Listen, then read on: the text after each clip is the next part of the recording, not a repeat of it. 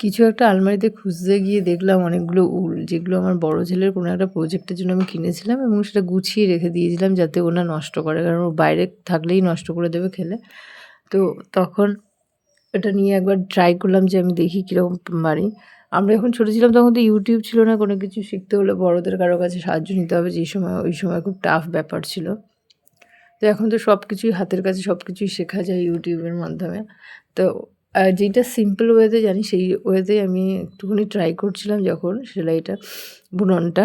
তখন আমার ছোটো ছেলে বলছে আমার জন্য একটা কুশন কভার বানিয়ে দাও না, খুব জেদ করছিল। তো আমি ভাবলাম ঠিক আছে ওটাই একটা সিম্পল ওয়েতে করে দেখি। এখন আপাতত অন্য ডিজাইনে যাব না, আমি যেটা জানি সেইটার উপরই করেছি এটা। তো আমি ভাবলাম যে আমি যদি চাই আমি তো ওটা দেখে অনেক কিছুই ডিজাইন শিখতে পারি ইউটিউব থেকে। তো ও যেহেতু বায়না করেছে তখন আমার কাছে অতটা সময়ও ছিল না ভাবার জন্য, তো করেই ফেললাম এটা। খুবই ভালো লাগছিলো, বাড়ির সবাই খুব প্রশংসা করেছে যে খুবই ভালো হয়েছে। তো আমার মধ্যে আরেকটা জিনিস আছে, যখন আমি খুব বেশি ফ্রাস্ট্রেট হয়ে যাই, ইরিটেট হয়ে যাই, তখন আমি কোনো হ্যান্ডক্রাফট করতে ভালোবাসি, আর্ট অ্যান্ড ক্রাফট এগুলো। আমি সারা জীবনই এগুলো করতে ভালোবাসি, কিন্তু আমার তখনই বিরক্তি লাগে যে এগুলোর সঙ্গে যদি অন্য কাজ করতে বলে আর কি, সংসারে রান্না বান্না, কাপড় কাচা। না না, এদিকে এসো, তাড়াতাড়ি দাঁড়িয়ে আছি আমি।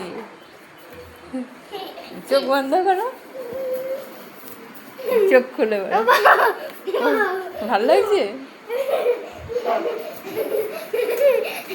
কি খুশি? যখন নোংরা হবে ওটা খুলে পরিষ্কার করতে হবে, বুঝেছো? এখান থেকে খুলে।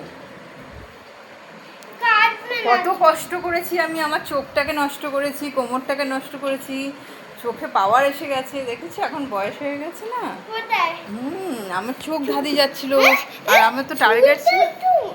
চুলটাও পেকে গেছে না বলো, দেখেছো? কালার করলে কি আর বয়স ফিরে আসবে? তোমার পছন্দ হয়েছে? এক্সপ্রেশনটা ঠিক ভালো দিলে না, এত খাটলাম।